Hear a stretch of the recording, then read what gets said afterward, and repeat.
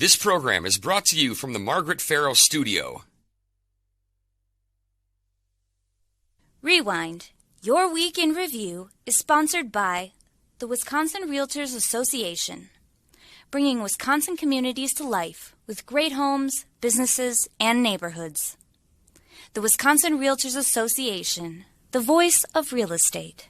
This week on Rewind, Your Week in Review, a pro-life organization in Madison is outraged after their office was vandalized and set on fire. We have the latest on the investigation and the group claiming responsibility for the attack. Plus, a top Republican says the 2020 election investigation will be put on pause. We tell you why Michael Gableman is staying on the payroll. And a portion of a controversial lame duck law was found to be unconstitutional by a judge. All this and more on Rewind, Your Week in Review for May 13th. Hi, I'm Emilee Fannon. And I'm J.R. Ross. J.R., this week we're going to start about the news that happened over the weekend with an anti-abortion office here in Madison that was had basically attacked. It was targeted, and 2 Molotov cocktails were thrown into the offices of the Wisconsin Family Action organization, who has lobbied for years to outlaw abortions here in Wisconsin. So they were vandalized. Madison Police is working with the FBI to investigate this incident. And a lot of people, of course, talked to Julie Appeline, the president of Wisconsin Family Action, who she thought this was, a direct threat against them. In a quote, she said, "This attack fails to frighten us and instead steals the resolve of law-abiding, common-sense, everyday folks to stand up and push back." Now, I also kind of just want to continue on, JR, before we get into the weeds about this, of how this once again became a big political issue because it happened, of course, days after the leaked draft of majority opinion by the U.S. Supreme Court suggested Roe v. Wade will be overturned. Governor Evers, of course, a lot of politicians on both sides of the aisle condemned this attack, but Evers was still kind of getting some flack from, I know, specifically Rebecca Clayfish, a GOP candidate for governor, saying he's not doing enough to protect pro-life organizations. I asked him at a press conference, kind of, what do you want to see happen out of this investigation? Let's hear from the governor first. This is unacceptable. The idea that violence is going to solve this issue that we're facing as a country relative to the potential of Roe v. Wade being not a factor. That is the resolve around that is not violence. Is not going to be solved by violence. So the message is bad mistake. You should be arrested and put in jail. So, like I mentioned, Clayfish, of course, kind of took advantage of this, saying you're not doing enough. There needs to be more patrols, more law enforcement presence around these pro-life organizations. I was actually at WFA earlier in the week. There was multiple patrols, as Madison Police said. They are kind of paying close attention to this to make sure another incident like this doesn't happen. It's also important to note no one was hurt, but it's definitely becoming a political issue here. Yeah, the 5 Republican members of the state's congressional delegation sent a letter to U.S. Department of Justice asking the Attorney General to basically investigate. The feds are already involved, but they're putting pressure on this. It's unfortunately a sign of where we're at as a society. Don't forget back in 2012, I think it was, that there was an abortion clinic up in Appleton that also had a similar attack on it. And this is kind of where we're at, unfortunately. Yeah, and as this news progressed, there was a group that claimed responsibility for the arson and the vandalism.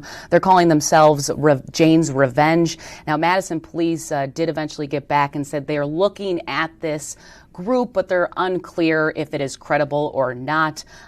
We heard from Stephanie Fryer, who's the spokeswoman, for Madison Police Department, says she's working with our federal partners to determine the veracity of that claim, and that they're taking, of course, all tips related to this case seriously, because there is a lot of pressure on them to find out who did this. There wasn't video surveillance there.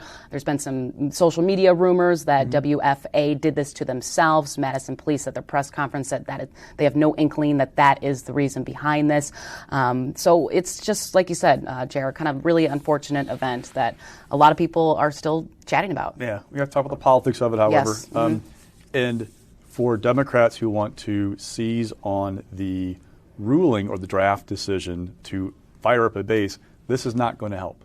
You are not going to, because you're taking attention away from that and putting on the extremes of your your coalition. Same way when that clinic in Appleton was firebombed 10 years ago. You get the extremes, get the attention, not the message you want. The message the Democrats want to talk about is, look, this right is going to go away. It's going to go to the states. In Wisconsin, a ban that's been around since 1849, I believe, will go back into effect. This is bad, right? Republicans are also spinning the abortion issue now, right? We are seeing them going from, basically they're going on the offense. They're taking the vote this week on the Women's Healthcare Protection Act that Tammy Baldwin co-authored to say, look, Democrats want to basically allow abortion up to the moment of birth. Now, I'm not saying that's what the bill actually would do. This is their language, their spin. They see an opportunity to spin this, to put the Democrats on the defensive, that these are the extremes. The challenge on the abortion issue is, if you look at polling closely, yes, the vast majority of people want Roe v. Wade upheld. But get in the weeds about the polling. People also support a ban on abortion after 15 weeks, after 20 weeks. It's not a really clear-cut, black and white, yes, this should always be legal, or no, it should never be legal. It's a challenging one, and I don't know if either side is going to be able to message it other than for their base. That'll be a driving issue for the people in the middle come October, like we talked on last week's show, because we are also in inflation, which went down slightly. Just a little bit. But still a 4-year high. I mean, it's still an issue. Gas prices at all-time high. Baby formula, all these issues are going on. I don't know that this is what's going to drive people, maybe at the edges. But if you're a single-issue voter, aren't you already engaged in this anyway? Like maybe you're more motivated to do stuff. But so I'm so wait and see approach this politically. Right, and we're going to get into a little bit later in the show from Was Politics event,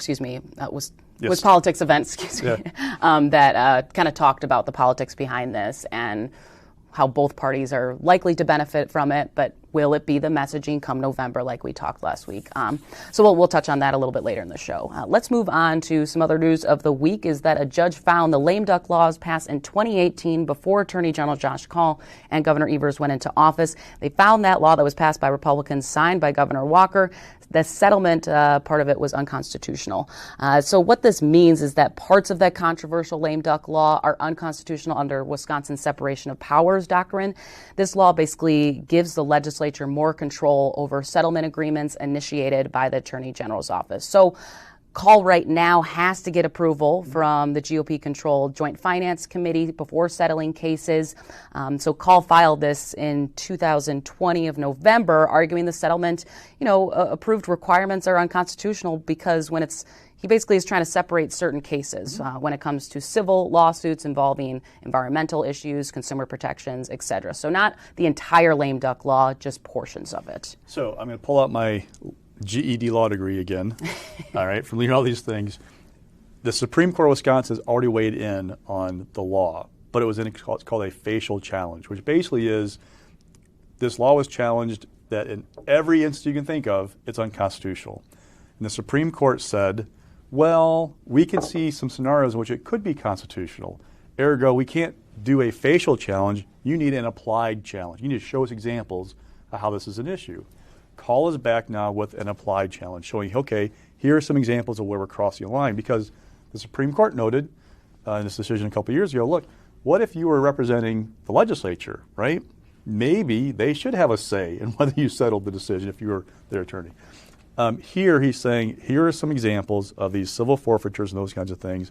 They are crossing line into the separation of powers. Now, we have to note, while this decision came out, there was a separate lawsuit in Polk County, I believe, where former state representative Adam Jarko, now running for attorney general, and Republican lawmakers sued Kaul to force him to comply. The judge in that case issued an oral ruling in mid-March, has not yet issued the written ruling. So I can't see what the judge said and why, although both sides got a little bit, from what I could tell, the online records of what they wanted. Bottom line is, we're going back to the state Supreme Court at some point. The question is, where do these kind of cases go in the appeals process? When do they get merged? When does the Supreme Court take it over? And then now we have an applied challenge. Does that change the dynamic? Now, reading the tea leaves of the state Supreme Court, we know Rebecca Bradley thinks that the legislature walks on water. So whatever they want to do, she's good with. Brian Hagedorn is again going to be the key vote.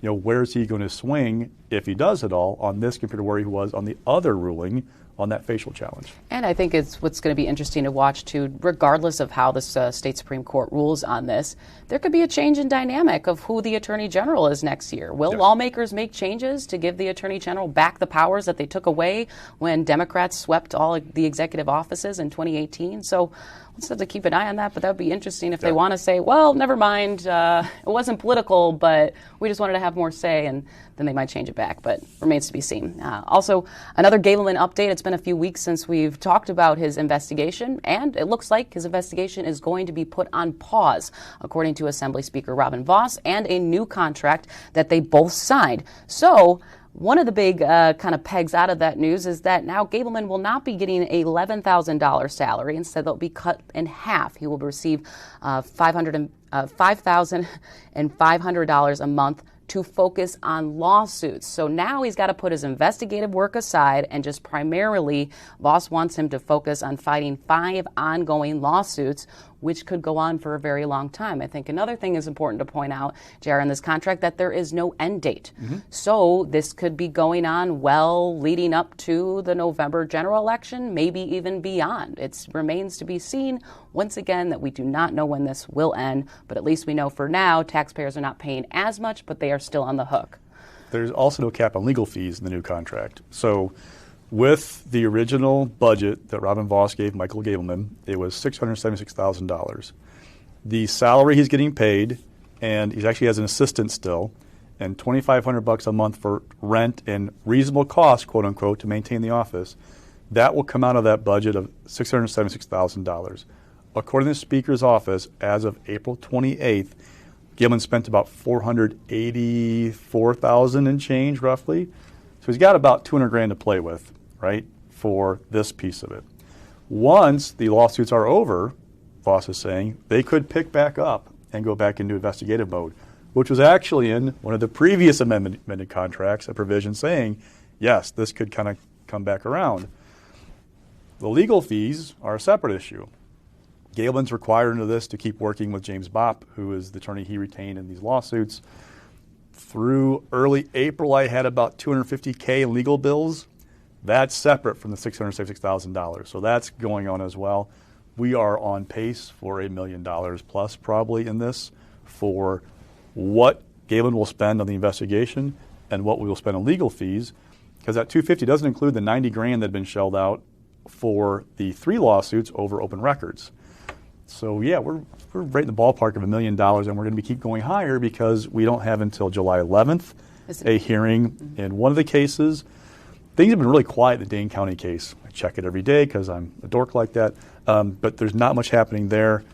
In Waukesha County, that's the one where Gableman's sued to basically have a Waukesha County judge order the sheriff of Waukesha County to jail the mayors of Green Bay and Madison and a number of other local officials unless they comply with the subpoenas. That's July 11th. So, yeah, we're going to be at it for a while. And like I said, 5 lawsuits in total still going on right now. Voss and Gableman have continued to argue the reason why this investigation is not wrapped up is because these lawsuits are going on, they're disrupting my work, etc.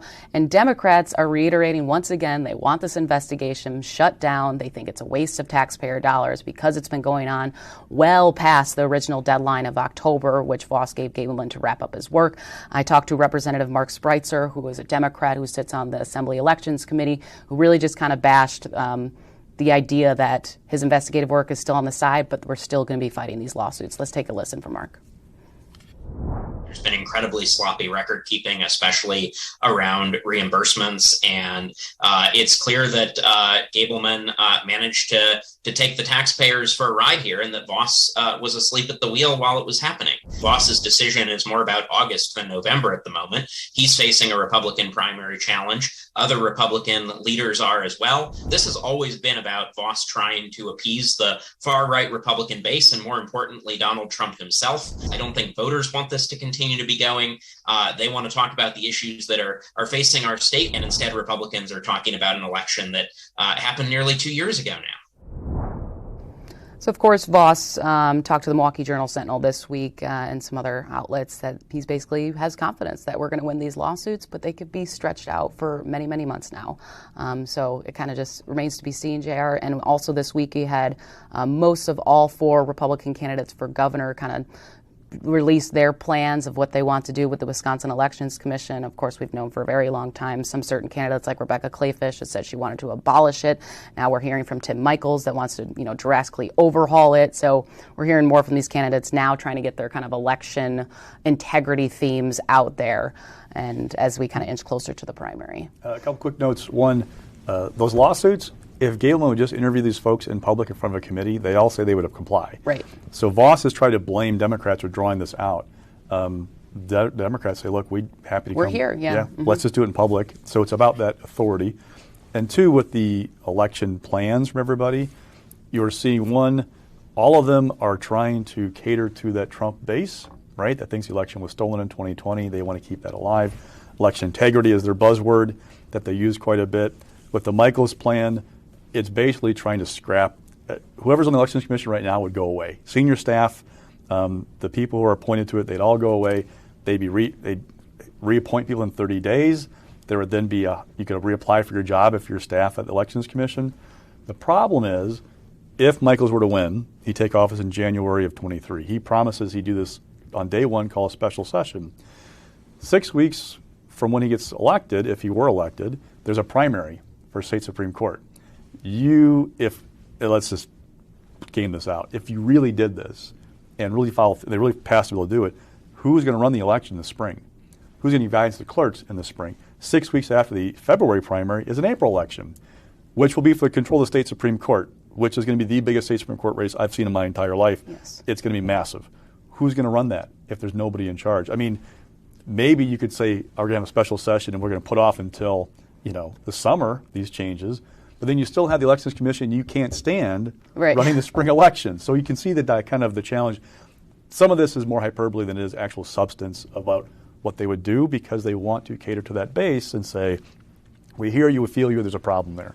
One thing that did just pop into my mind too, kind of back to Voss making the new contract saying, hey, I want you to focus on lawsuits. We didn't hear from former President Donald Trump this week, which usually when Voss does anything related to Gableman's investigation, we hear from him because, as we know, he's really put pressure on Voss to keep this thing alive. Also, Voss is facing pressure from his colleagues, some colleagues that still want this going on. So maybe we'll hear from him, but kind of just rare that we didn't. Yeah.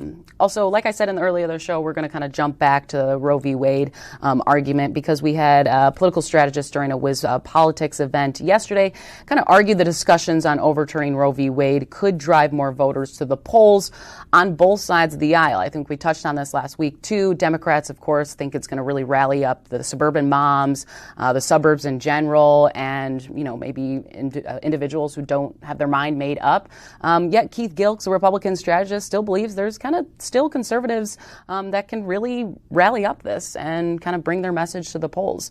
As you can see, it was Keith Gilkes, who's a Republican strategist, and Tanya Bjork, a Democratic strategist, that both talked about this. They also weighed in on the governor's race, talking specifically kind of about Tim Michels really shaking up the race because he just entered end of April, I want to say. And meanwhile, kind of Bjork believes that there's just too many similarities in the GOP field right now. So let's hear a little bit from them on the governor's race, and then we can kind of dive into between both topics. This is going to be an interesting political science exercise in, can you come in and essentially, buy your way to the nomination without the need for grassroots or, coalescing the Republican donor community. Really, the interest level is what impact does Tim Michels have on Kevin Nicholson and Tim Rantham on the front end. That will then later dictate what impact that has on Rebecca Clayfish's campaign. These are not the candidates that are like in a box of chocolate assortments, right? These are all sort of people who have a lot of the same values, and I think, and positions, and I think that, they're not in line with what average voters, they might be in line with what some of your base likes, but they're not in line with what independent voters are looking for. And so I think that the more that they are forced to talk about their extreme views, which they will be in the primary, the better that is for Tony Evers. So we kind of heard their thoughts on the governor's race. I do want to go back to the abortion rights argument that, of course, is a very heated argument going on right now, because we kind of heard a little bit more from politicians at the federal level. We heard from Ron Johnson, who doesn't believe that the 1849 state law that's on the books that basically would ban nearly all abortions unless a mother's life is at risk. He doesn't believe that's actually going to hold up. We also heard from Attorney General Josh Call last week saying that he thinks the law is basically archaic and it won't hold up either. So that remains to be seen. But, you know, Ron Johnson, of course, got some flack because it says, hey, if you don't like the laws that it's going to be on the books, if Roe v. Wade is eventually overturned, you can go to another state. Now, we know Illinois right now is kind of this island because they passed their own, making abortion rights, you know, you could still get an abortion in Illinois. Their clinics are already seeing a funnel of people go there. So I think people are still going to continue just keep talking about this, and we're hearing just more from people across the board. Even Speaker Voss also kind of talked about this week. So let's peel the onion a little bit. Yeah. So first, realistically, the GOP majorities that you see in both houses of the legislature are not going to change that state law. Now, Robin Voss told the Journal-Sentinel he favors adding exceptions for rape and incest, which, quite frankly, are very popular. The 4 Republicans running for governor don't want to do that. Unless Governor Evers is reelected, right, like how do you get any changes to that law, period? Look at the caucuses, well, GOP caucuses in both houses. You don't have the support in those caucuses to alter the law to add more exceptions. They're very strongly anti-abortion. So unless you're going to put a bill on the floor in which you would get Democratic support to pass the bill, it's not going to happen. There's a rule of thumb in the state Senate that it's not always hard and fast, but you don't put a bill on the floor unless you have 17 GOP votes for it. I would bet you money there are not 17 GOP votes to add more exceptions to the law because, again, the anti-abortion positions of those caucuses. You're more likely to see, if there's a Republican governor, talk about the morning after pill, chemical abortions, limiting access to those things, than you are loosening that 1849 law. Now with Ron Johnson sometimes says things that are inarticulate. Some would call them gaffes. The comments about this is going to be a little bit messy, but not a big deal. Again, I don't get the impression from talking to people that they think he's right. There'll be massive changes to that ban. For all the things that Ron Johnson says that are kind of off base sometimes, other thing to note this week, NRSC is going to do $9 million in the Senate race this fall. Started a $2.6 million hybrid ad with Johnson. That's significant because Ron Johnson was kind of abandoned by Republicans in 2016. They thought this guy's not going to win. We're basically pulling out of here. They didn't come back until the end. The fact that the NRSC is doing a hybrid ad with Johnson already now tells you that they are committed to Wisconsin. They're committed to Ron, even though Ron Johnson's not a big fan of Mitch McConnell sometimes. They are committed to him. They're willing to take that thorn in the side of Mitch McConnell to keep the seat. They're going to pour a bunch of money in. And another layer of the onion is the state Supreme Court race in 2023. And bear with me for a second, but there's a confluence of things in the last week that highlights how important this race is going to be. We already knew about redistricting, right? If you have a liberal win, the seat that's up in 2023, Pat Rogensack's seat, she's retiring, you could have Democrats for the first time raise a political gerrymandering argument at the state Supreme Court of Wisconsin under the state constitution. They tried in federal court, and the U.S. Supreme Court said, yeah, we know that 3-judge panel ruled that there was a gerrymander there. There is no role for federal courts in a political gerrymandering case, period. That doesn't apply to state courts. So you can have the state Supreme Court take up that issue. Number 2, election stuff. We're talking about election, Gableman, right? Right. All these election things being thrown out there by those candidates for governor, who would ultimately rule on those? The federal courts or the state Supreme Court? If you have a liberal court, you could see restrictions Republicans pass being struck down. That could be a problem. Number 3, abortion. You can see, all right, the U.S. Supreme Court says no right to an abortion in the state or the U.S. Constitution. Would a state Supreme Court, a liberal majority, find there's a right to abortion in the Wisconsin Constitution? I don't know. I'm not a lawyer, but you're seeing these avenues opened up. And this is the last week and a half, all these issues kind of popping that you see moving toward what I get the most expensive race we'll probably ever see for state Supreme Court. Control the court. And I know there are conservatives who say it's already a liberal court. Like Brian Stile, congressman from Kenosha, called it a liberal court because or from Janesville, because Hagedorn. Yeah. It's a conservative court. Brian Hagedorn is very much an anti-abortion candidate or justice. If Rogensack seat's replaced by a liberal, then talking a much different complexion for that court. All these issues could change on a dime. And now conservatives will say, yeah, because they're going to make stuff up. Like the liberals will make stuff up, but I don't know what's in the state constitution that you can interpret to find rights such as this. Mm-hmm. All right, let's get to stock picks. JR, rising this week is drug overdoses. Some really troubling statistics. Yeah, not all risings are good. Yes. So overdoses were up 10% in 2021. Now, this trend's been going on for a few years. We had a dip, I think, in the first half of 2018. Otherwise, the trend has been up since 2015, if I remember correctly. Politically, you're going to see this play into the campaign when people talk about securing the border, right? Republican call that you're seeing fentanyl coming across the border. This is a problem. I think we're up to like 1,500 overdose deaths in 2021. I got that? Over 1,600. Yes, thank you. Mm-hmm. That's going to fit in politically, the argument about the border and what's going on there. And also important to note, too, a lot of the drug overdoses really rose during the pandemic. A lot of people at home not being able to get mental health services alone. So just really troubling statistics. Mixed this week, we have Tom Tiffany because of his votes on the floor, especially the Ukraine package. Well, we're trying to read the tea leaves about what Tom Tiffany's up to. And so Tiffany voted against both Ukraine packages in the last week and a half for the House. It's basically America First type approach. He's saying that we have problems in this country with baby formula, with inflation. Rather than sending $40 billion to Ukraine, we should be taking care of stuff at home. He's voting the same like Marjorie Taylor Greene down in Georgia, like that kind of America First MAGA Freedom Caucus coalition, right? Which fits his district. It makes sense. I mean, the 7th is a very Trumpy district. Mm-hmm. He's not getting in trouble for it. What I'm wondering is he doing it because he's trying to set himself up for a statewide run someday? So walk through this with me a little bit. Tiffany is 62. He's still got a few years left. Might he see an opportunity to run for something with a MAGA coalition? The 7th and 3rd are your big, Trump districts. If you can lock those up and then make inroads in southeastern Wisconsin, you got a decent coalition, right? Especially in a multi-candidate primary. So could Tom be thinking, hey, there's my avenue if I want to run, take one shot for statewide office? Second thing is, maybe it's like, hey, this is my last job. I'm going to vote the way I see it. Very true, yes. Vote my conscience. Yeah. And oh, by the way, a lot of people in the district are there with him. So it's not going to get him in any trouble back home. I'm just wondering, where is he going politically with this? We're all going to watch that. What happens this fall? Obviously, the governor's race wouldn't be open for Republicans if a Republican wins this fall. But if not, there'd be an open shot for governor in 2026. Timmy Baldwin, it's on the ballot in 2024. If Ron Johnson wins re-election, you're going to see a lot of Republicans elbowing about they want to take her on. So just something to watch. Keep an eye on Mr. Tiffany and where he might be going down the road. All right. And following this week, we have Senate Republicans because they're still having a really hard time filling that 5th Senate district. Got a recruiting problem. So the last couple of weeks since Dale came, remember, Dale said, I'm going to run. And a week later said, I'm not going to run. And when he said that, it put him in a bind because you got to find somebody to run, get a campaign going, get him on the ballot by June 1st. Well, since he said no, Matt Cordio's an entrepreneur in the Milwaukee area. He's told me he's not going to run.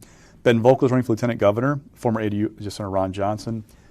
He was encouraged by some Republicans to think about, hey, maybe you should look at this. You'd be a great candidate for state senate. He said, no, I see this as my opportunity to run for lieutenant governor. I got a great shot here.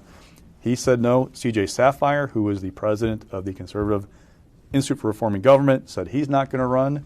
Wow. So now we're down to Rob Hutton, who was a state representative, lost his re-election bid in 2020. People have been kind of feeling him out. We're 2.5 weeks out from filing deadline. He hasn't answered yet. So that's not a great sign. Now, maybe he decides to do it. But best case scenario for Republicans, if he does run, you have a candidate who's not well known for being a very aggressive fundraiser or campaigner. In 2020, he's one of the top targets for Democrats in the Assembly. He raised $296,000 in all of 2020. Of that, about 228 came from groups, PACs. That's not really money you're raising much as the groups are raising it for you. That's not an aggressive fundraiser, and which can be a very expensive race. So it means if you're the committee-elected Republican Senate, you are going to have to do a lot of heavy lifting if Hutton's your guy. If Hutton says no, you have 2 weeks basically to find somebody else. And here's the thing. It's possible. Here's the thing. The environment is so bad for Democrats right now. If you just have an R next to your name, it might be enough. I mean, as long as you're not True. like saying something obnoxious or like disqualifying yourself with voters, it may be enough. That's a district that's been trending Democratic. It's a tough one. So they like to have somebody more like Adele Kayinga run than somebody who they have to pull from the woodwork. Flip side is Democrats lost their best candidate for that because Robin Vining said she's going to run for election to the Assembly. So she would have been the strongest possible candidate, people tell me, for that Senate seat. Jessica Katzenmeier, who ran for Assembly in 2020 and lost. Tom Palzowitz, who ran for Congress in 2020 and lost. They're both filed to run, so watch that. Oh, by the way, Democrats have their own recruiting challenges. Howard Markline, 17th Senate District down in southwestern Wisconsin. No announced candidate just yet, 2.5 weeks out. That district is interesting because for a long time it voted for Democrats at the top of the ticket, Republicans at the bottom. And Democrats kept saying, oh, if we could just find the right person, we could go after Howard Markline. And under the Evers maps, which the court originally put in place, they thought they had some people. But now with the GOP maps the court put in place after the U.S. Supreme Court said that map's not going to work that Evers drew, they're going, we don't have anybody right now. So it's a challenge for others, but this is really a race that we're watching. This is this is the toughest district for Republicans to defend this fall, and they can't find anybody right now. Yeah, we'll see. The clock is ticking for sure. All right, that will do it for this week. I'm Emilee Fannon. And I'm J.R. Ross. Have a good one. This program is brought to you from the Margaret Farrow Studio. Rewind. Your Week in Review is sponsored by the Wisconsin Realtors Association, bringing Wisconsin communities to life with great homes, businesses, and neighborhoods. The Wisconsin Realtors Association, the voice of real estate.